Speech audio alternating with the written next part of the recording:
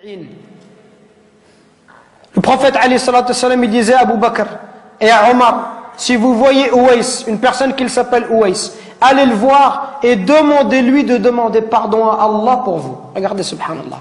Si vous voyez Ouais, allez le voir et demandez, dites-lui que le prophète alayhi salatu wassalam lui passe le salam.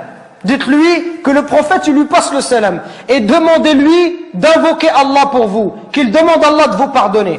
Omar, toute sa vie, il l'a cherché. Wallahi, toute sa vie, Omar ibn Khattab, il a cherché Ouais al-Qarani. Il l'a vu à la fin de son califat, quelques années avant de mourir. Quand il l'a vu, il l'a trouvé. L'histoire, elle est longue. Il lui dit, est-ce que c'est toi, Ouais? Ouais lui dit, non, qu'est-ce que tu me veux? T'es qui? Il dit, moi, je suis Omar ibn Khattab. Il dit, qu'est-ce qu'il y a? Et il lui dit, le prophète, il m'a dit tout cela, tout cela. Ouais, il commence à pleurer. Il lui dit, pourquoi il a dit ça? Qu'est-ce que j'ai fait? Et il lui dit, le prophète, il nous a dit, si on te voit que tu demandes pardon à Allah, et que tu avais la peste et que tu as été guéri, excepté la taille d'une pièce dans ton dos, parce que tu avais une mère et que tu as été bon envers elle. Ouais al-Qarani, à l'époque du prophète alayhi salatu wassalam, il était croyant. Il n'est pas parti voir le prophète, il ne s'est pas déplacé. Pourquoi? Parce qu'il avait une mère, il ne voulait pas l'abandonner. Il voulait rester avec sa mère, subhanallah. Regardez, il voulait rester avec sa mère, il ne voulait pas la laisser toute seule. Pour ça, le prophète alayhi salatu wassalam a été informé par Allah Azza wa Jal que cet homme-là était un homme pieux. Et Omar, il est parti le voir et il lui a dit, et Ouais lui a dit, moi je vais demander pardon pour toi. Toi tu es Omar ibn Khattab, je vais demander pardon à Allah pour toi. Il lui dit, oui, tu demanderas pardon à Allah pour moi. Pour vous montrer la valeur des parents. Allah, il nous interdit de faire de dire la moindre phrase. Le moindre mot. Fi, ça n'a aucun sens. Ça n'a pas de sens. Fi, c'est une onomatopée. C'est un son. C'est un mot qui est composé de 2 lettres. C'est le mot le plus petit en arabe. C'est pour vous dire que si tu n'as pas le droit de faire à ton père, celui qui fait des phrases entières et qui lui dit tu m'as jamais rien appris, tu m'as jamais rien donné, et qui se plaint, ça c'est encore pire. Regardez, à travers ce dua, on retrouve la miséricorde. Ceux qui bénéficient, qui doivent bénéficier de notre bon comportement et de notre miséricorde, ce sont nos parents en premier, notre père et notre mère. C'est eux qui doivent profiter en premier. Nous aujourd'hui avec les frères, on est masha'Allah. Un frère te dit viens, emmène-moi à Anvers, tout de suite tu l'emmènes à Anvers.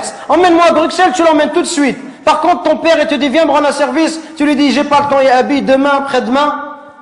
On n'est pas disponible pour nos parents, subhanallah. Regardez ce dua. Oh Allah, fais leur miséricorde comme ils m'ont élevé tout petit, subhanallah. Quand tu auras des enfants, tu vas comprendre, subhanallah. Quand ton fils il pleure la nuit, les parents ils dorment pas, peuvent pas dormir, subhanallah. Au moindre bruit de l'enfant, ils se réveillent. Les parents ils sont capables de se priver pour donner à leurs enfants. Ton père, combien de nos parents ils se sont levés, subhanallah, à 5 heures du matin, à 4 heures du matin, ils ont fait même 2 travails, exprès pour pouvoir nous donner ce qu'eux ils n'ont pas reçu, exprès pour nous acheter des chaussures Nike ou nous acheter de la marque, pour nous donner ce qu'eux ils n'ont pas connu dans leur enfance, eux qui sont venus à 13 ans ou 14 ans en France. Et nous, subhanallah, on n'est même pas capable de leur rendre tout ça. On doit être miséricordieux avec nos parents. On doit les aimer, leur montrer de l'amour. Quand ils sont vieux, on doit être auprès d'eux, leur accorder du temps. Mais nous, quand on est marié, on préfère notre femme, on préfère nos enfants. Même le pont, certains, si sa femme va se disputer avec ses parents, il va toujours prendre le parti de sa femme, subhanallah. Il va faire des cadeaux à sa femme, mais jamais à sa mère. Il va emmener sa femme, il va jamais emmener sa mère. Pourquoi est-ce qu'on est comme ça? Parce que notre cœur, il est devenu dur. Al-Hassan al-Basri, rahimahullah, le jour où sa mère, elle est décédée, il pleurait. On lui dit, ya Hassan, t'es un imam et tu pleures. Comment est-ce que tu peux pleurer? Il dit, je ne pleure pas parce qu'ils sont décédés, je pleure parce qu'une des portes du paradis est fermée. Et c'est la même chose qu'on doit se dire. Et Wallah, c'est ce que je suis en train de me dire moi-même. Qu'on parle, conférence après conférence, khutbah après khutbah, et on dit comportez-vous bien, comportez-vous bien. Et wallah, on est insouciant avec nos parents. Jusqu'au jour où nos parents vont mourir, et là on dira subhanallah, j'aurais voulu faire le bien, j'aurais voulu rester auprès d'eux, j'aurais voulu les accompagner, j'aurais voulu les consoler, j'aurais voulu les aider comme ils m'ont aidé, leur donner comme ils m'ont donné, patienter avec eux comme ils ont patienté avec moi. Qu'on se réveille avant qu'il soit trop tard, subhanallah. Qu'on se réveille avant qu'il soit trop tard, avant qu'on ne regrette.